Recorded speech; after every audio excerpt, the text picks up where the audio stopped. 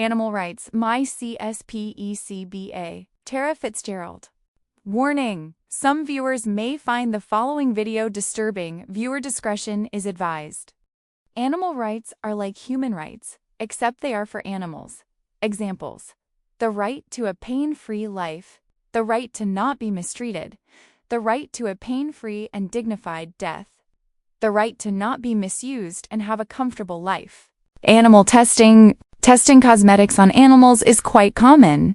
A common method of testing cosmetics on animals involves restraining rabbits and injecting or placing products into its eyes and leaving it for some time before checking for any damage or effects the products might have on them. The reason rabbits are tested on like this is because they don't have tear ducts, so they can't flush the product out of their eyes like humans or other animals would. This can cause extreme pain and damage to the rabbits and often results in them going blind, causing them to be euthanized as they are no longer of use to the company. Vivisection is the use of animals in experimentation for medical research. Aspects of it is training surgeons to work on living organisms, the use of animals for organ transplanting, and testing organ rejection medication. In factory farms, chickens are housed in cages around the same size as an A4 sheet of paper or in a warehouse cramped together. When they stop producing enough eggs, they are killed. Broiler chickens are hatched in a big incubator with hundreds of other eggs, and when they are hatched, they are immediately vaccinated and put on a conveyor belt to separate genders. Males are killed instantly, while female are vaccinated again and have their beaks cut down. After that, they are transported to a warehouse where they are left to grow at an alarming rate that their bones and organs can't keep up with. By the second week, they can barely walk properly. Once fully grown, there is no room at all left in the warehouse, and the chickens begin to lose feathers due to the constant contact of other chickens.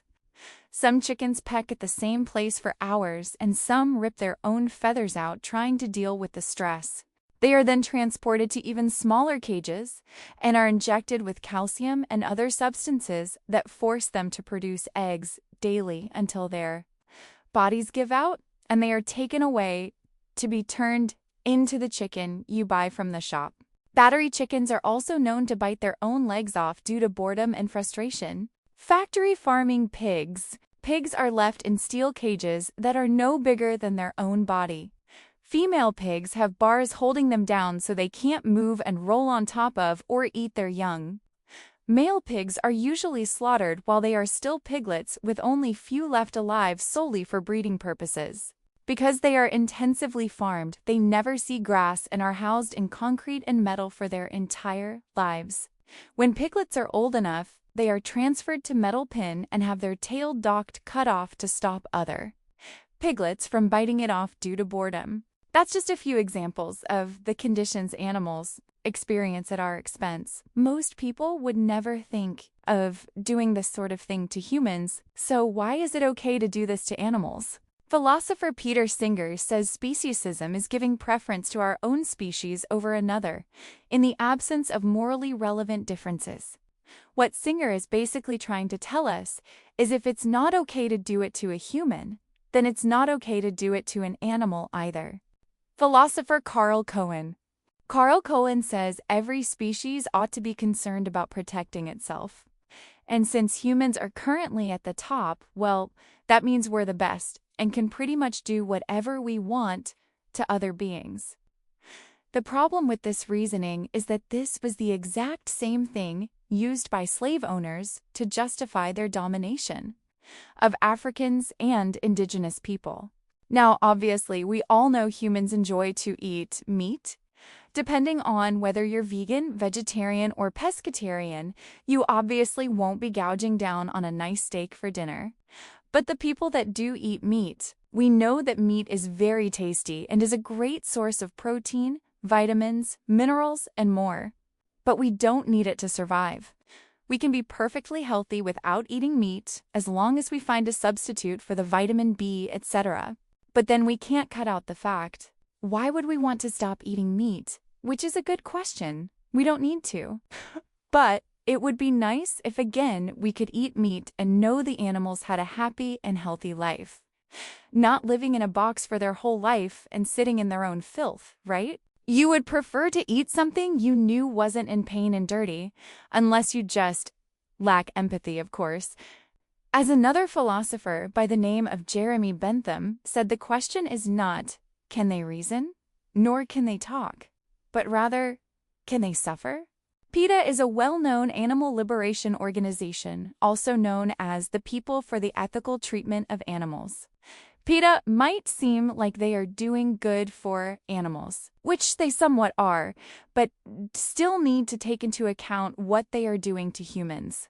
PETA is known to be linked to the Animal Liberation Front, which is considered a domestic terrorist organization. They have blown up labs with people still inside them and have made threats against the lives of scientists. PETA Pros, they are at the forefront of animal welfare. They run shelters for abandoned animals. They help inform the public of mistreatment of animals. PETA Cons, they are against owning animals as pets or service animals. They are against the use of animals in any form of medical purposes. They are aggressive vegans. The animal shelters euthanize over 70% of the animals it receives. Mary Beth Sweetland was the vice president of PETA, but most people recognized her as a hypocrite because she said she is against using animals for medical research and using animals to create medicines. But she uses diabetes medication that can only be acquired by harvesting blood from horses. Her excuse for this was, I don't see myself as a hypocrite. I need my life to fight for the rights of animals. With all of this information, we know animals 100% have feelings like humans and deserve rights, but are still a vital link in our food chain and our need for medical advancement and companionship. Reflection. I came up with this project thanks to the help of my teacher. I didn't know what to do at the start when the CBA was introduced, but after speaking with my teacher, she gave me the amazing idea of animal rights.